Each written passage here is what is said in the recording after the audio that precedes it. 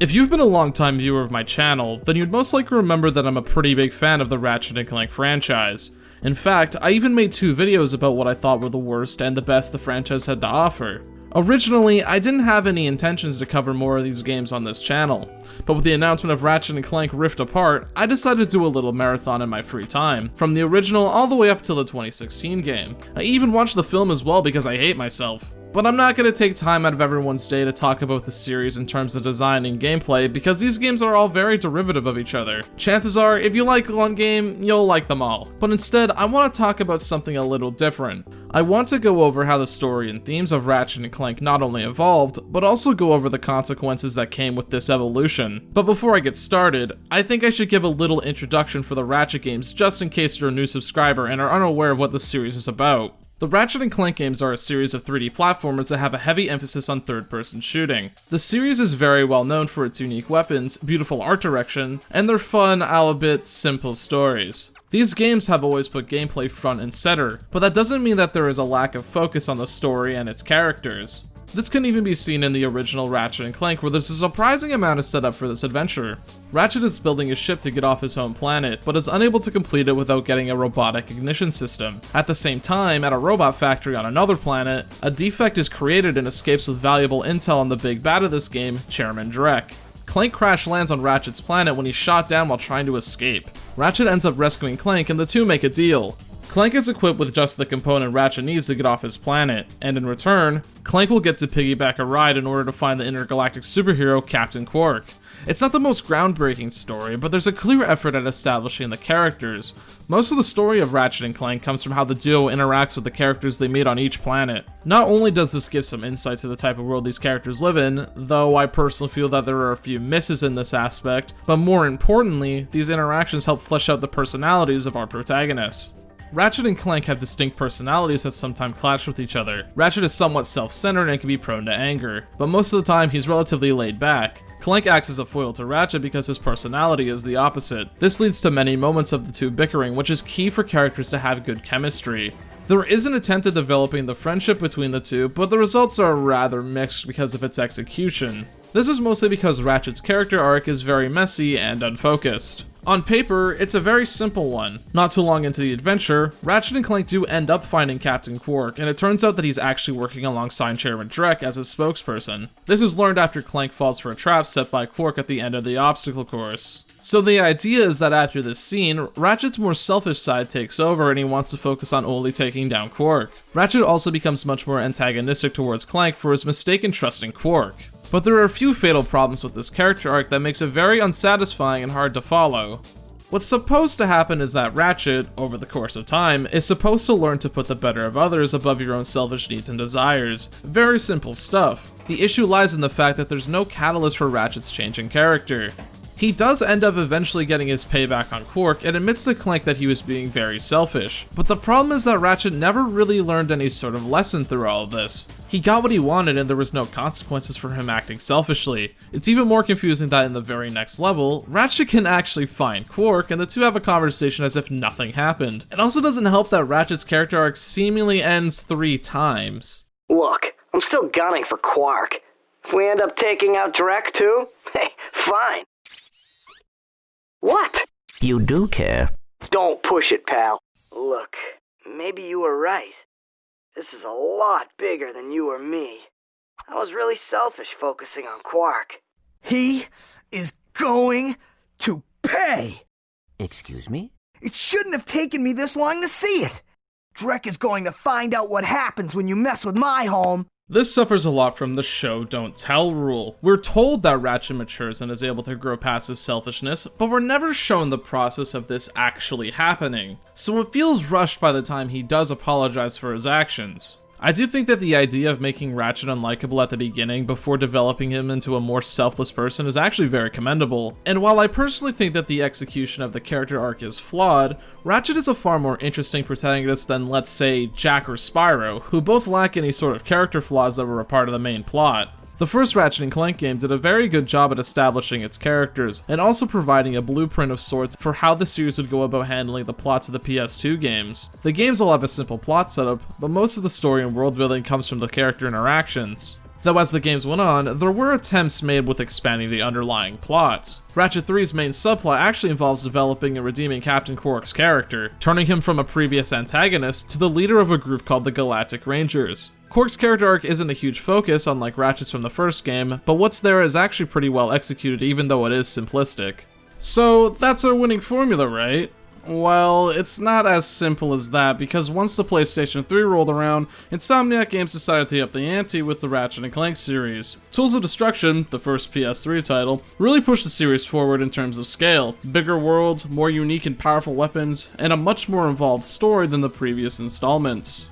Tools of Destruction is the starting point of the Ratchet and Clank Future series. What this means is that instead of every game telling a self-contained story, the series would instead have an overarching narrative. Tools of Destruction and A Crack in Time in particular have a huge focus on family heritage and the expectations that come along with that heritage. It's revealed at the start of Tools of Destruction that Ratchet is one of the last of his race and is being hunted down by the main antagonist, Emperor Tachyon. Tachyon has a connection to Ratchet in the sense that both of their races, the Lombaxes and the Kragmites, were sworn enemies. The Lombaxes managed to find a way to defeat the Kragmites many years ago, so it's up to Ratchet to finish the job. At the same time, Clank's true purpose is slowly being thrusted onto him. It turns out that Clank has the soul of what is known as a Zoni inside of him. Zoni are basically the gatekeepers of time itself, and they aid Ratchet and Clank throughout Tools of Destruction until the end of the game, where they abduct Clank. Clank was taken back to what is known as the Great Clock, and is given the responsibility of keeping the timeline in check. I've seen people complain that it's unrealistic to make both Ratchet and Clank super important to the grand scheme of the universe, but I think what they did here actually helped flesh out the characters a lot. We have two characters that have had new expectations put on them and roles that they're meant to fulfill, but what makes this interesting is that Ratchet and Clank have different reactions to this responsibility. In Crack, Ratchet meets another Lombax named Alistair Azimuth and begins to bond with him. Alistair fills the role of Ratchet's father figure, and the two work towards the goal of finding the Great Clock so they can go back in time in order to save the Lombaxes from getting chased out by Tachyon. At first, Ratchet is all for this idea, but by the end of the journey, after seeing the destruction that abusing the Great Clock can cause, he decides to give up on this plan. Ratchet defies the expectations that were placed on him, and Alistair, out of anger, tries to abuse the clock's power and ends up sacrificing himself when he realizes what his obsession with the past has caused. This is a moment that sticks with Ratchet and is even referenced in the epilogue of the Future series. Can you imagine seeing your kind right there? Close enough to touch, but impossible to reach. Yes. Yes, I can. But wanting something too badly can change you into something you're not. In contrast, Clank completely accepts his heritage and sees this as a duty that only he himself can fulfill. The reason why Clank stays with Ratchet at the end of Crack in Time is because he doesn't want to leave his best friend until he manages to find his own family. That's some pretty emotional shit if you ask me. As much as I like the storytelling and tone of the Ratchet and Clank Future series, it's not hard to tell that it's pretty different to what's come before it. As I said at the start of the video, this new direction came with a lot of consequences as older players felt alienated from what the series was turning into. So I'll try my best to see what the differences between these two eras are, and whether or not I agree with these criticisms. There's been a topic I've been purposely avoiding talking about because I believe it deserves its own section of this video. Something that a lot of people say about the PS2 Ratchet and Clank games is that there's a heavy focus on consumeristic themes. This is something that I never agreed with entirely. For those that are unaware, Ratchet and Clank's humor, at least on the PS2, came from satirizing pop culture and parodying certain tropes found in other media. The most prominent example lies in how each new planet was introduced to the player. In almost all of these cutscenes, the direction and tone mimics that of an advertisement. For example, the infobot for Nebula G34 advertises positions that are available for hire, and the infobot for Kerwan focuses on Captain Quark sponsoring Big Al's Robo Shack. These scenes set up certain expectations for the type of world you're going to be explored, and sometimes they subvert said expectations. But these parodies have garnered the series a bit of a reputation that it's some sort of commentary on consumerism, which has always struck me as odd. I mean, if you look hard enough, you can find some examples of what people are talking about. One of the main attractions to Ratchet and Clank is the variety of wacky and destructive weapons you can acquire. This is done by spending bolts you find throughout the game at Gadgetron vendors. Gadgetron is a weapon manufacturer used in the galaxy Ratchet 1 and 3 take place in. You even get to visit the company in Ratchet 1. Another example that's used is that in order to proceed through the game, you're forced to pay bolts to NPCs in multiple occasions in order to get an upgrade or to unlock a new planet. But even these examples are relatively light and are a bit of a stretch. There's also the simple fact that the Ratchet and Clank games don't really have anything to say about consumerism. Sure, the main villain of the first game is an evil businessman trying to capitalize off a disaster that he himself caused, but that's less consumerism and more so capitalism. The closest I think the series gets to taking advantage of the consumeristic ideas set up from the previous games is in Ratchet Deadlock.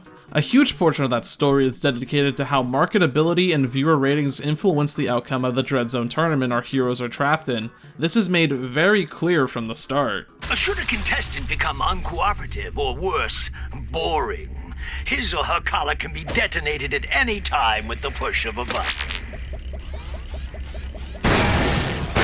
It's the Dread Zone contestants themselves that are the product that is being sold to the audience. The more marketable the contestant is, the better chances they have at surviving. Gleeman Vox, the main antagonist, even pulls strings behind the curtains in an attempt to make things more interesting for the viewers so that they'll purchase more merchandise off of their favorite contestant. When Ratchet first begins to gain popularity, slander is created about him so that more viewers would gravitate towards the positively shown Ace Hardlight. But it's because of Ratchet's true heroism that he's able to rise the ranks and eventually take down Ace Hardlight, proving once and for all that sticking to your ideals and not giving in to the temptation of marketability is what matters most. It's not the deepest commentary, but it's the only game where I can confidently say there was an attempt at tackling this sort of theme. So it's not the lack of these consumeristic themes that I think turned people off of the PS3 era Ratchet games. But what I believe really put people off has to be the different tone and presentation. The Ratchet and Clank future games have a much greater focus on their plots and characters than the PS2 games. Instead of having different planets with their own cast of unique characters, the PlayStation 3 games instead opt to have a reoccurring cast that gets fleshed out throughout the trilogy. While this helps in terms of narrative, this comes with the consequence of making the planets not as memorable in the long run. Sure, the art direction is great, but each planet is designed to service the overall plot and not to flesh out the universe like in the PS2 games. Your enjoyment really boils down to how invested you are with these characters, as the narratives of the future games are much more prominent. I'm hesitant to say that the plots are melodramatic because there still are many points of levity, and the stories at the end of the game aren't anything deep. They're still standard sci-fi adventure stories with fun characters that develop throughout. I think the reason as to why this change of direction never bothered me was because even though the presentation and themes were different, at the core, the Ratchet Clank Future series was still focused on the thing I loved most about these games, that being the characters. I got to have the unique experience of growing up alongside this series, so as I grew older, I got to see firsthand how the series matured over time and really fleshed out my childhood heroes. But as the series changed to adapt to more modern gaming trends, aspects that people liked about those older titles were lost in translation. There was a charm with the simplistic nature of the PS2 stories. Even though I criticized Ratchet's character arc a lot in the first game, it still was satisfying to see him and Clank finally put aside their differences and become friends. I think the older titles did a much better job at world building for the individual planets, and while I don't personally think that this was the linchpin of the series, people do legitimately enjoy the satire and light themes of consumerism that were brought to the table. But for me personally, I've been along for the ride because of the characters and the stories involving them. And seeing how Ratchet and Clank Rift Apart is going to be following from where the future series left off does nothing but make me excited for where this journey takes us next. I'm very interested in seeing what Insomniac does with the new female Lombax that they've been teasing in the trailers. Who knows, this could very well be the last game of this series depending on how things play out. But as someone who's been a fan since a kid, I'll be sticking with my boys through thick and thin, because I genuinely enjoy the universe that's been built up, and I hope you all feel the same way.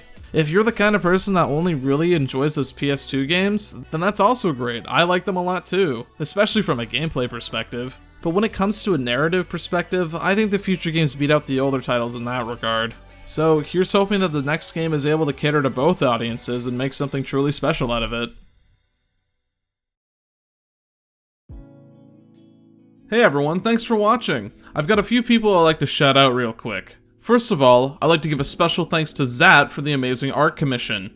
You can find his Twitter at ZatArtwork or follow the link in the description. Please give him a follow because he makes some great stuff and was awesome to work with. And I would also like to give a special mention to all my Patreons. The coolest, most epic person I've ever met, nicknamed Moriarty, Scoves, Matthew Porter, Friend of Dracula, Cooper, That Extra Guy, Jimmy, Elioza, Quanner, Darth Reggie, Casey Ghoul, Mage SMT, Space Lizard, Benoit Dumoulin, Ethan, and Doug McLean for supporting the channel. If you'd like to help support the channel, there's a link to my Patreon in the description and in the pinned comment down below. I'm going to be restructuring my Patreon in the next couple days. Right now, as you just saw, I usually read out the names of every patron, but considering how many people have been joining it, I'm going to have to change the way I do the shoutouts. Of course, the patron names will still be in the credits of every video, but I might just only verbally mention the new patrons, or I might just make like a top backer tier or something. I'll keep everyone updated on that so that no one gets confused when the change happens. I know a lot of people are very eager for me to cover Persona 2 as soon as possible, but there are just a few stops I want to make along the way. Expect October to have a bit more NAMM content than usual to hold people over until then. The next video is going to be on the highly requested Shin Megami Tensei Nocturne. I have all the footage recorded for that video, so I'll be getting started on the script relatively soon. So once again, thank you all so much for watching, and take care.